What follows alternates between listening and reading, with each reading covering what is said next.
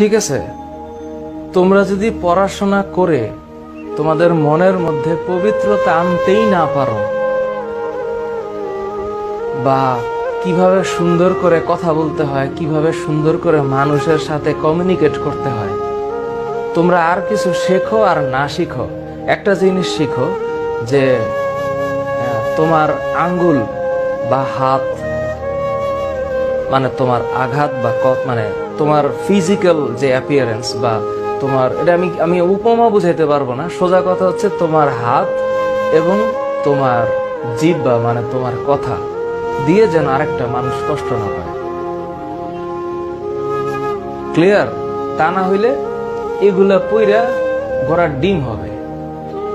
খুদাই ওই যে A+ কাগজের পাতায় থাকবে আর A+ পানির জলে ভাইসা যাবে, আর তুমি একদিন টুস করে মরে যাবা।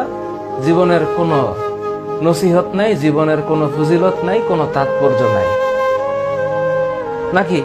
এই হবে। সুতরাং মুদ্রা কথা হচ্ছে এভরি মোমেন্ট আমাদের ট্রাই করতে হবে ইয়েস নলেজ অ্যাচিভ করা, বি গুড টু আদার্স। তা নাহলে এত পড়াইয়া বা এত পইরা, আমি তো নিজেও জানি না আমি কত ঘন্টা লেকচার দিয়েছি গত 16 বছরে। আমি তো 2005 সাল থেকে পড়াচ্ছি, কোচিং সেন্টারে পড়াচ্ছি।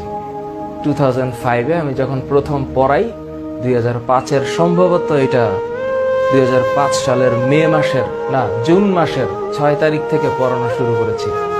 যেদিন প্রথম ব্যাচে ঢুকছি সেদিন আমার সামনে স্টুডেন্ট ছিল সম্ভবত 13 জন। ওই যে শুরু করেছে 2005-এর জুন মাস থেকে আজ অবধি চলছে।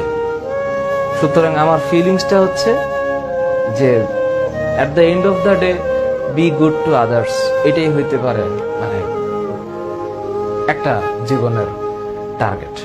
আর এইসব পড়াশোনা আমি না থাকলে তোমরা পারবে, এগুলো কোনো ব্যাপার না। অন্য কেউ পড়াবে বা টিচার তো থাকবে, মানে দুনিয়া কারোর জন্য থেমে থাকে না।